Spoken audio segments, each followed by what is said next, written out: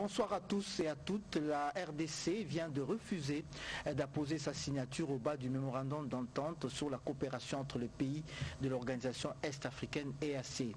Kinshasa motive ses refus par le fait que les pays de cette organisation n'ont jamais condamné l'agression rwandaise. En Chine, où se trouve le vice-premier ministre de l'Intérieur, a fait cette déclaration lors de la réunion du dialogue ministériel sur la coopération internationale. Au total, 14 États de l'Afrique de l'Est ont convergé vers Beijing, capitale de la République populaire de Chine, pour participer ce samedi 7 août au premier dialogue ministériel axé sur la coopération internationale, de l'application de la loi et de la sécurité. Dans ce mot, le chef de la délégation de la République démocratique du Congo, Maître Jacques Shabani Lukuo, vice-premier ministre au ministre de l'Intérieur et Sécurité, a fait savoir que son pays, la République démocratique du Congo, est ouvert et disposé à entretenir une coopération avec la Chine pour l'amélioration du bien-être de la population et de la sécurité. Jacques Shabani Lukuo souligne également que ces premiers dialogues ministériels s'inscrivent dans le cadre de la construction d'une nouvelle plateforme de la coopération en matière de l'application de lois en vue d'une communauté de destin de partage sécuritaire entre la Chine et l'Afrique de l'Est, y compris la RDC. Cependant, les patrons de la sécurité congolaise s'est réservé de signer ces mémorandums d'entente sur la coopération entre les organisations est-africaines, des chefs de police et les ministères chinois de la sécurité publique parce que la communauté est-africaine n'a jamais condamné l'agression de la République démocratique du Congo par le Rwanda. C'est ici pour moi, en tant que vice-premier ministre, ministre de l'Intérieur, Sécurité, Décentralisation et Affaires coutumières de la République démocratique du Congo, de souligner la réserve de la République démocratique du Congo quant à son engagement à ce mémorandum d'attente qui a été signé aujourd'hui. Par ailleurs, le ministre congolais de l'Intérieur et Sécurité a préféré la coopération bilatérale Chine-RDC qui privilégie l'amélioration des relations bilatérales sino-congolaises. Toujours en marge du forum Chine-Afrique, la RDC a conclu plusieurs protocoles d'accord, notamment celui portant développement des infrastructures hydroélectriques. C'est sans doute une étape importante dans le développement des infrastructures électriques en République démocratique du Congo. Le ministre des Ressources hydrauliques et électricité, le professeur Dr Teddy Luamba Mouba, a signé à Shanghai en Chine 2 protocoles d'accord avec l'entreprise Shanghai Electric qui portent respectivement sur la réalisation des études de préfaisabilité pour le développement d'une nouvelle centrale hydroélectrique dans la province de la Chopo et sur le développement d'une ligne de transport électrique reliant Kinshasa aux provinces du Kwilu et celle du Kwango. Nous sommes en train de vouloir développer encore plus d'infrastructures. Le projet est sur la Chopo et le projet de la ligne dans le Kwango et le Kwilu, dans le Grand Bambou. Mais aussi, je suis intéressé au fait que vous faites aussi de l'énergie traditionnelle. Il faut jeter un coup d'œil sur notre réserve de charbon de l'huile, dont nous pouvons construire une centrale, parce que nous avons plus de 720 millions de tonnes de charbon non exploitées en RDC. Par ailleurs, Shanghai Electric est déjà à l'œuvre en RDC à travers le poste haute tension de Kinshasa sera chargé de l'exécution de ces projets. Ces initiatives visent à établir une base de données solide pour les études de préfaisabilité, ouvrant ainsi la voie à des investissements futurs dans les secteurs de l'électricité. Les prospections minières réalisées sur le sol congolais indiquent que la RDC possède plus de 50 minerais différents dont la plupart sont sous-exploités. Le diplomate congolais en poste à Bruxelles a vanté les opportunités d'affaires qu'offre la RDC dans le secteur du mine. Autour du thème type de collaboration entre l'Europe et l'Afrique sur la localisation de la chaîne des valeurs des minéraux critiques en Afrique, la 3e édition de la table ronde diplomatique organisée par le groupe consultatif Bruxelles Africa Hub s'est fixé entre autres objectifs de construire des passerelles entre diplomates africains, institutions de l'Union européenne et entités du secteur privé sur la mise en œuvre du Global Gateway Africa Europe Investment Package évalué à près de 150 milliards d'euros d'ici 2027. À l'ouverture de ce forum, l'ambassadeur de la RDC au Benelux, Christian Donga Lankunku, a vanté le potentiel de la RDC. Le gouvernement et les acteurs privés de la République démocratique du Congo mettent tout en œuvre pour s'approprier pleinement la vision minière africaine, afin d'exploiter et valoriser durablement les gisements des minerais stratégiques du pays, relier l'exploitation minière aux autres secteurs de l'économie et créer des emplois et des richesses durables pour les Congolais, mais également pour les autres Africains. À chaque occasion, la mission diplomatique congolaise au Benelux vendra positivement le potentiel de la RDC afin d'attirer plus d'investissements, créer des richesses et plus d'emplois pour la jeunesse congolaise et assurer le développement du pays dans son ensemble. Retour au pays où le président du Sénat, Jean-Michel Sama Lukonde, s'est rendu ce samedi à Lubumbashi, dans son fief, pour des vacances parlementaires. C'est un commentaire de Janine Kalenga. Aussitôt arrivé à Lubumbashi, chef-lieu de la province du Haut-Katanga, dans le cadre de ses vacances parlementaires, le président du Sénat, Jean-Michel Sama Lukonde, ne s'est donné aucun répit. Tout d'ego, après son accueil à l'aéroport et le bain de foule, à la place de la Poste, le sénateur Sama Lukonde a échangé en tête-à-tête avec le vice-gouverneur au gouvernorat en fin de la journée. Dans le cadre du travail parlementaire que je suis venu effectuer, avant de rencontrer toutes les couches sociales que nous avons ciblées, il était tout à fait normal que nous puissions commencer par celui qui nous a reçus en premier, ça veut dire le vice-gouverneur, pour avoir un peu l'état général de la province avant que nous puissions poursuivre avec les autres rencontres. Et donc nous avons un échange très convivial et nous avons un peu parcouru les différentes questions, tant sociales, économiques, politiques que sécuritaires. Dans la soirée, au chapiteau de Pullman Hôtel de Lubumbashi, l'élu des élus Sama Lukonde a offert un grand banquet à tous les notables et personnalités du Haut-Katanga, du Lualaba et du Haut-Lomami. Le speaker de la Chambre haute a remercié le chef de l'État Félix Antoine Tshisekedi Tshilombo. Grâce à son leadership, le Katanga a pour la toute première fois la présidence du Sénat. A été entendu auprès du chef de l'État qui a finalement soutenu lui aussi cette candidature et qui me permet aujourd'hui d'être l'honorable président du Sénat. Il a en outre réitéré sa reconnaissance aux uns et aux autres pour l'accueil lui réservé. Le président de la Chambre des sages est revenu sur son message lancé à la grande place de la Poste. J'ai parlé de la question sécuritaire. La question sécuritaire de notre pays, qui doit toujours tous nous préoccuper. Celle d'abord que nous avons à l'Est, mais aussi celle peut-être que nous pouvons avoir de manière générale. Et où, si jamais nous voulons triompher véritablement, ça nous demande deux facteurs principaux. L'unité nationale, la cohésion nationale. Tous unis pour une même cause, derrière son Excellence Monsieur le Président de la République, chef de l'État et commandant suprême des armées. Pour Sama Lukonde, l'heure n'est plus au discours, il faut rapidement se mettre au travail.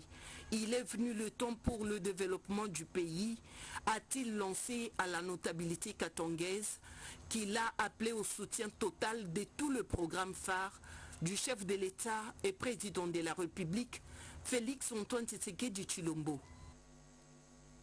La MONUSCO veut accompagner le programme national de désarmement, démobilisation et relèvement communautaire. Suivez ces précisions de Peggy Mukunda. Il est venu réaffirmer le soutien de la MONUSCO et des systèmes des Nations Unies pour appuyer et accompagner les programmes de désarmement, démobilisation, relèvement communautaire et stabilisation PDDRCS dans l'opérationnalisation de toutes les actions menées dans l'Est du pays. C'est le coordonnateur principal du PDDRCS Stabilisation MONUSCO, M. Khaled Ibrahim. On a discuté sur plusieurs dossiers importants, surtout sur comment on pourrait continuer notre appui au PDDRCS pour accélérer l'opérationnalisation de toutes les actions qui pour que le PDDRCS. Installer une paix durable dans l'Est du pays étaient les principaux objectifs que poursuit le coordonnateur national ad intérim du PDDRCS, M. William Kapoukou-Boisbois, en accord avec la vision du garant de la nation, Félix Antoine Tshisekedi. Nous avons eu des échanges fructueux concernant la mise en œuvre de la vision du chef de l'État, qui est d'amener la paix à l'Est et sur toute l'étendue de la République. Et nous saluons l'appui des partenaires qui nous font confiance pour que nous puissions bien avancer. Ces initiatives soulignent encore une fois l'importance de la coopération internationale et nationale dans la promotion de la stabilité et du développement dans cette zone sensible du pays. Experts congolais et ougandais se penchent sur le dossier de la délimitation des frontières entre les deux pays. La commission mixte est à pied d'œuvre. Les rideaux sont tombés ce vendredi 6 septembre 2024 à Goma sur la réunion de la commission technique mixte RDC-Ouganda chargée de la reconstitution de la frontière commune. La cérémonie de clôture a été présidée par le vice-gouverneur du Nord Kivu, le commissaire divisionnaire Jean-Romuald Ekukali-Popo, qui s'est réjoui de voir des budgets séquentiels être élaborés pour la réaffirmation de la frontière commune. Je suis heureux de constater que nous avons atteint les résultats attendus de nos 3 jours de travaux intenses. En effet, des conclusions positives auxquelles nous sommes parvenus, l'essentiel à mes yeux paraît être l'affirmation solennelle et réitérée de la ferme volonté de nos deux pays frères à poursuivre les travaux de démarcation de notre frontière commune. Ce qui traduit la vision éclairée et la détermination manifestée par nos deux chefs d'État, leurs excellences, Monsieur le Président, Félix Antoine Tshisekedi Tshilombo et Yoweri Kaguta Museveni, à qui je réitère mes hommages les plus déférents. Le début effectif des travaux est fixé au mois de mai 2025. L'Ougandais Naboth Mwesigwa a salué l'engagement de deux chefs d'État, de l'Ouganda Museveni Yoweri et de la RDC Félix Antoine Tshisekedi Tshilombo, à s'assurer la paix dans la région car les deux pays ont une relation historique. Rappelons que parmi les séquences ou parmi les segments concernés figurent Bwindi, Mont-Sabignon, Loubiria, Rivière, Lamia, Pic Marguerite et autres. La délégation congolaise des experts était conduite par le directeur Vangu Mabiala Alphonse et Mathieu Moulala, chargé des questions frontalières. L'État congolais et les professeurs d'université se concertent pour trouver un terrain d'entente autour du salaire et des conditions socio-professionnelles des professeurs d'université. Les dossiers de véhicules de professeurs étaient également abordés au cours de cette réunion.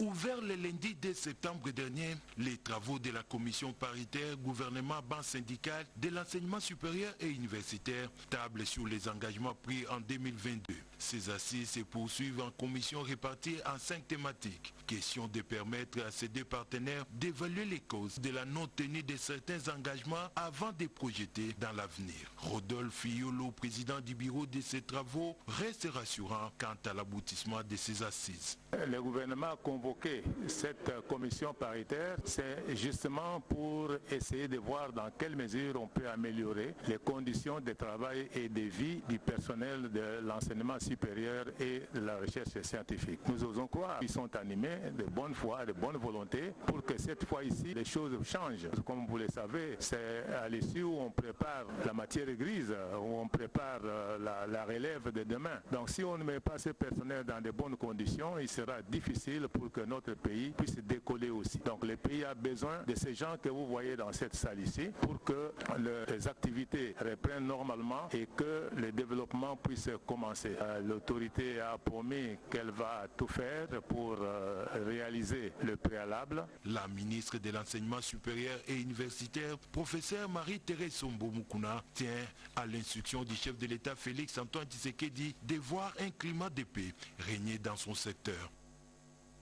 Pour lutter efficacement contre la corruption, il va falloir prendre des sanctions positives à l'endroit de personnes œuvrant dans l'administration publique et des sanctions négatives pour ceux qui prônent des antivaleurs. C'est l'idée du réseau des parlementaires africains dans la lutte contre la corruption. Ce réseau propose également la création d'un observatoire d'intégrité. L'intégrité ne se décrète pas. Elle se vit dans chaque acte posé au sein de la communauté. Cette série d'activités organisées par les programmes des Nations Unies pour le développement PNUD a été ce cadre de réflexion sur la mise en place d'un observatoire sur l'intégrité, structure appelée à plébisciter les meilleurs dans une communauté où l'on observe parfois avec passivité la montée en flèche des antivaleurs, activité à laquelle se joint le réseau des parlementaires africains contre la corruption sous la présidence du député national Jean-Pierre Passisa Pamba. Nous avons fait voir que les parlementaires et les parlements doivent servir de modèle, c'est-à-dire dans le vote de loi, tout comme dans le contrôle du gouvernement. Le vote de loi qui doivent servir à répondre aux desiderata de la population. Dans le contrôle du gouvernement, ils doivent amener le gouvernement à se conformer aux principes de gestion pour améliorer la gouvernance. Parce que si la gouvernance est améliorée, le peuple va se retrouver, il y aura la paix, et quand il y a la paix, tous nous pouvons marcher ensemble. Il faut élargir cette activité au commun des Congolais, pour que chaque Congolais doit être intègre au niveau de l'administration, au niveau de la politique, au niveau des entreprises publiques, tout comme privées. Vote de loi, contrôle parlementaire, ces réseaux est la clé de voûte dans la lutte contre la corruption.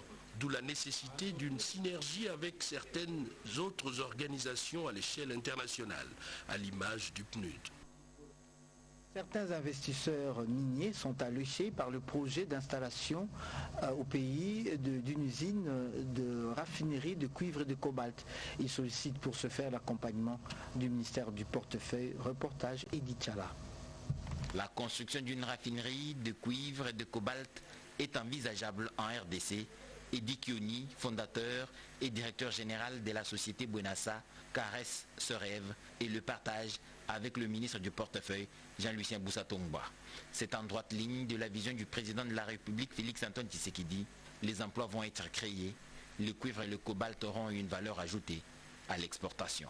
Pour la matérialisation de ce projet, le ministre du Portefeuille y apporte tout son soutien. Une raffinerie, c'est un projet industriel qui requiert de pouvoir bénéficier de différentes formes d'intervention et de soutien, notamment la sécurisation d'un approvisionnement en minerais afin de pouvoir fonctionner, de pouvoir structurer une collaboration avec l'État ainsi qu'avec les entreprises du portefeuille de l'État actives dans le secteur minier. Et dans le cas d'espèce, on parle de la GECAMINE pour la filière industrielle et EGC pour la filière artisanale. Et pour finir, obtenir une voie de plus à titre de soutien et d'alliés dans le cadre des échanges au sein du Conseil de ministres. Dans la diversification de l'économie, la valorisation des minerais critiques est une stratégie qui conduit à la création des petites et moyennes entreprises dans cette chaîne des valeurs. Si vous êtes un assuré social au régime de sécurité de la Caisse nationale de sécurité sociale à SENSAP, sachez que vous pouvez obtenir le remboursement total de vos frais de soins médicaux. C'est ce qui est arrivé à un fonctionnaire du nom de Cédric Kayembe. Il a bénéficié de l'assistance du SENSAP, la Caisse nationale de sécurité sociale des agents publics. La Caisse nationale de sécurité sociale des agents publics de l'État honore un assuré à son régime de sécurité sociale. Cédric Kayembe Madiondo étant rescapé d'un accident de circulation sur le chemin des services ayant coûté de pertes en vies humaines de 2 personnes. Il a toutefois connu une fracture comminutive du radius droit et un traumatisme crânien. La SENSAP a vite fait de rembourser ce vendredi 6 septembre 2024 la totalité de ce frais de soins engagés dans sa prise en charge en mode d'urgence. Il s'agit de frais couvrant l'hospitalisation, les interventions chirurgicales, les examens paramédicaux et l'achat des médicaments. Aujourd'hui, voici les résultats. J'en suis vraiment fier et reconnaissant pour tout ce que les autorités, commençant par le ministère de la fonction publique qui a institué, sur le directeur général ainsi que tous les directeurs qui se sont impliqués afin qu'aujourd'hui, je sois bénéficiaire. La commission de la SENSAP pilotée par les directeurs d'exploitation Yannick Mavita a agi ainsi dans le cadre de prescrit de sa branche des risques professionnels. Et ce, après les investigations préalables post-certification de faits suivants, les dispositions nécessaires et relatives. Nous ne sommes pas en train de faire une faveur. Vous êtes en train de jouir vos droits. L'État congolais cotise pour vous, au titre de cette branche à 1%. De votre salaire de base chaque mois et cet argent est appelé à servir évidemment de cette manière.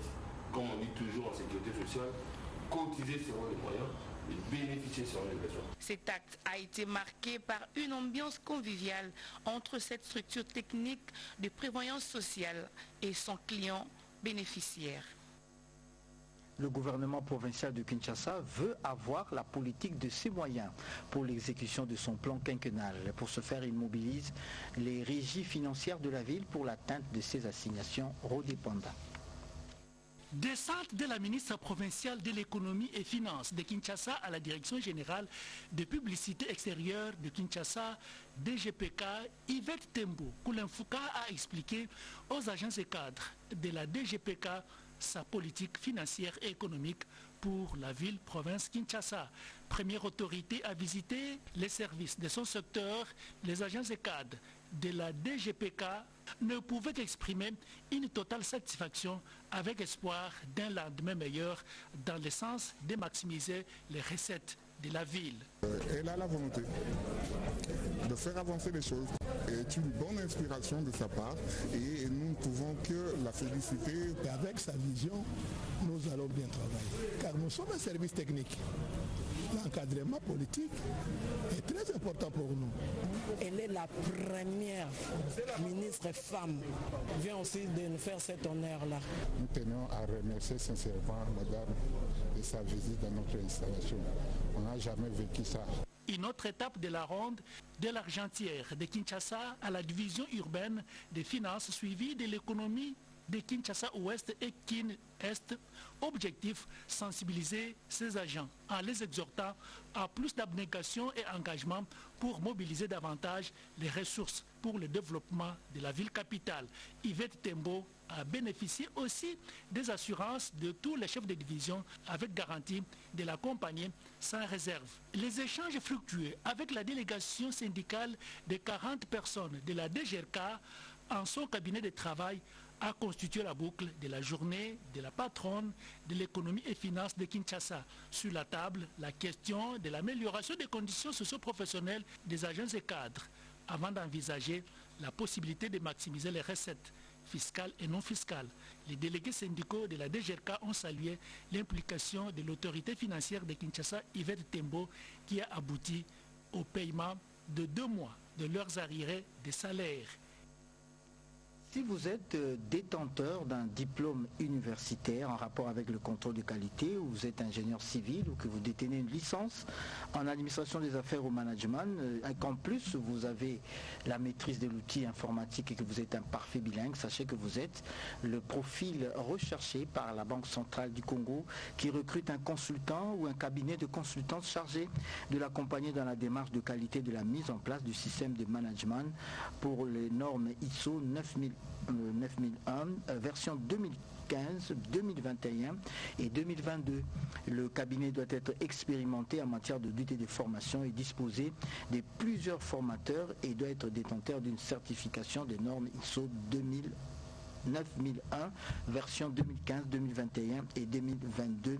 La durée de la mission est de 18 mois avec une marge de 6 mois. Les consultants peuvent obtenir des informations à ce sujet à la cellule de gestion de projet et des marchés publics de la Banque centrale du Congo, toute la semaine de 9h à 11h sauf le samedi. À la direction provinciale de la Direction générale des douanes et assises, Kinshasa Aéroport, on informe le public que la cérémonie de vente aux enchères qui devait en principe prendre fin le 16 août dernier est prorogée jusqu'au dimanche 15 septembre 2024. C'est un communiqué qui est signé par Ide Moubiaya Silutala, le directeur provincial de la DGDA Kinshasa Aéroport. Elle plaide pour l'avènement d'une société plus juste et équitable et pour la défense des droits de tous. C'est les femmes juristes qui se sont réunies pour leur tout premier forum. Marthe Mangaza. Elles sont au nombre de 50. Elles, ce sont les femmes juristes regroupées au sein des Women Liars du magazine Top 50 qui se sont distinguées dans leur domaine en République démocratique du Congo. Faire progresser l'état des droits, défendre les droits de tous pour la construction d'une société plus juste et plus équitable, ce sont là quelques-uns des objectifs poursuivis de ces forums. Parmi les heureuses nominées, Maître Mimi Monganumbi, directrice générale de l'Office national des produits agricoles du Congo, ONAPAC. Sur les clameurs de ses pairs, elle s'avance pour recevoir les certificats d'honneur et un trophée qui célèbre l'excellence juridique féminine en République démocratique du Congo. L'ambassadrice des produits pérennes en RDC, Mimi Monga, c'est aussi l'esprit derrière le progrès et le redressement de l'Office national des produits agricoles du Congo, un an après son arrivée aux affaires. Je suis très honorée en qualité de la directrice générale de l'ONAPAC que j'ai été parmi les 50 femmes juristes primées. Je félicite le chef de l'État qui a voulu qu'il y ait 2 femmes au comité de gestion. Il ne sera pas déçu et nous allons prouver que la femme peut l'aider à décoller l'économie de ces pays avec les produits pérennes destinés à l'exportation. La présence de Maître Elali Kibaka Gunda, première juriste femme de la RDC, et de Maître Rose Tumbakaja, première bâtonnière de la République démocratique du Congo, a planté les décors d'une cérémonie qui a tenu toutes ses promesses. Le MLC, le mouvement de libération du Congo, se projette déjà pour les élections de 2028. Le président interfédéral de ce parti a clairement exprimé cette ambition à la faveur de la rentrée politique de ce parti. Devant une foule nombreuse de sympathisants et adhérents au mouvement de libération du Congo, MLC, le président interfédéral Valentin Guérengo a rappelé les valeurs qui sous-tendent cette formation politique, à savoir le nationalisme, le patriotisme, l'humanisme et le solidarisme. D'ores et déjà, le MLC se projette pour les échéances électorales. Aujourd'hui, nous avons pensé qu'après le cycle électoral, il fallait faire une rentrée politique parce que les gens étaient préoccupés à faire leur campagne, à s'installer, ainsi de suite. Maintenant, nous devons considérer que 2023 est derrière nous. Ce qui est devant nous, c'est 2028. Voilà pourquoi nous avons pensé faire cette rentrée politique pour jeter les jalons afin que désormais nous commencions à marcher pour préparer 2028. Nous avons dit que nous devons rester unis comme le président Bemba dit toujours. Nous voulons l'unité pour aller de l'avant parce qu'un royaume qui est déchiré, il ne va pas évoluer. L'emblème du MLC aux couleurs bleu au jaune avec une fourmi à valeur de symbole qui se rapporte au travail, à la solidarité et à la discipline. Le président Guérengo leur a transmis les félicitations du président national Jean-Pierre Bemba Gombo pour leur discipline aux idéaux du parti qui va célébrer le 30 septembre prochain son 26e anniversaire. L'église Mission de Pentecôte vient de s'enrichir d'un nouveau pasteur. C'est Madame Yvonne Yoa qui a été investie au cours d'une cérémonie religieuse qui s'est déroulée dans l'enceinte de cette église. Un samedi spécial à l'église Mission de Pentecôte de Limété.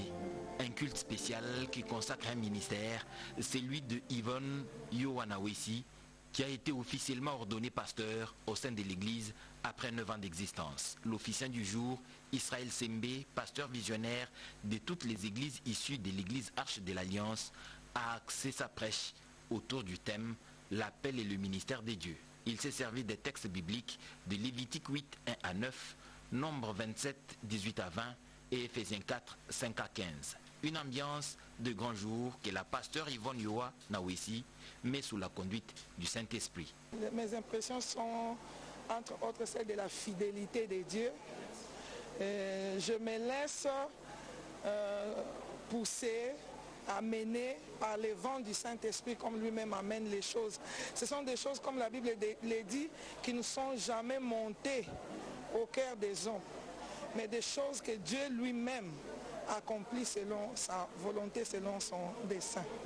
J'aimerais encourager les femmes à servir Dieu en disant que le Saint-Esprit est descendu sur toute chair, c'est-à-dire et sur les hommes et sur les femmes.